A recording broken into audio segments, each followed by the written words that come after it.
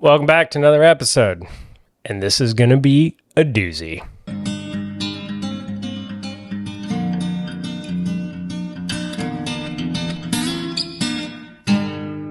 All right, so if you've been in the bourbon game very long, or really you've done any research in bourbon, you know there's a ton of gimmicks in the bourbon world. From Elijah Craig being the founder of bourbon, which there's nothing there to that, to some new brand coming out and be like, well, my pappy's recipe, blah blah blah, and it's really just MGP.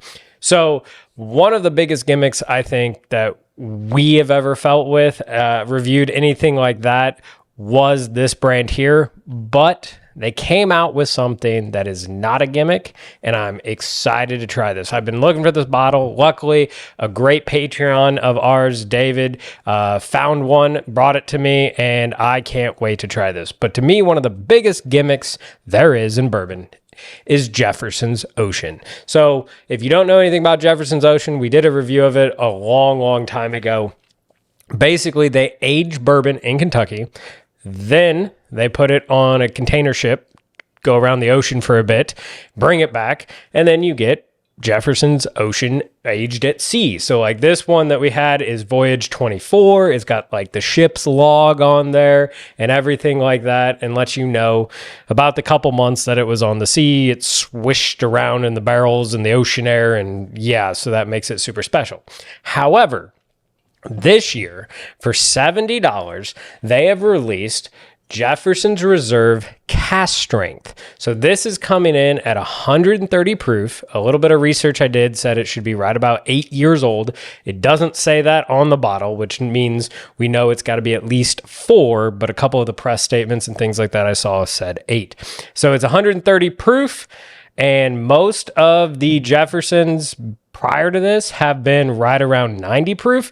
So I'm excited to see how the higher age statement and the higher proof really affects this whiskey. So there's no ocean, no anything like that, just called Jefferson's Reserve Cask, and it's got the different stoppers. So I mean, it's got to be better, right? Because of the special stopper? I don't know. Let's see. Cheers. So the nose has got a little bit of spice to it, a little bit of oak, but it's a really light nose, which is interesting for 130 proof. Yeah, I'm really not getting much. Just oak and a little cinnamon. That's it. Maybe a little ethanol back there, but really not that flavorful. All right, let's hope the palate and the finish is better.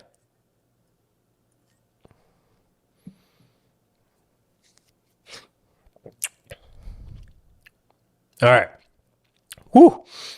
First sip, didn't get a lot on the palate, a little bit of sweet, caramel.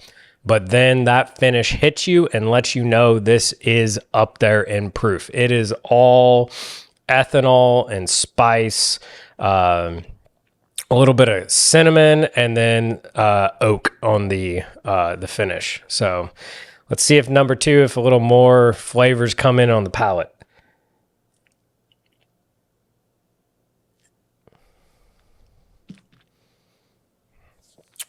All right, there we go. So I'm getting a little like cherry pecan tart pie. Yeah. So if you took like a pecan tassie, is that what it is? Yeah, pecan tassie, and mushed it into a McDonald's cherry pie, and then ate that. That's kind of the flavor profile I'm getting there on the palate. And then once again on the finish, you're getting a whole bunch of cinnamon. I'd even go like a building finish. So like I always think about like a habanero beer, where like the first sip, it's like, oh, this isn't bad. And the second and third, it just keeps getting spicier and spicier. And then you're like, oh, I need to drink this to get rid of the spice, but it just makes the spice worse. Yeah, exactly just like that.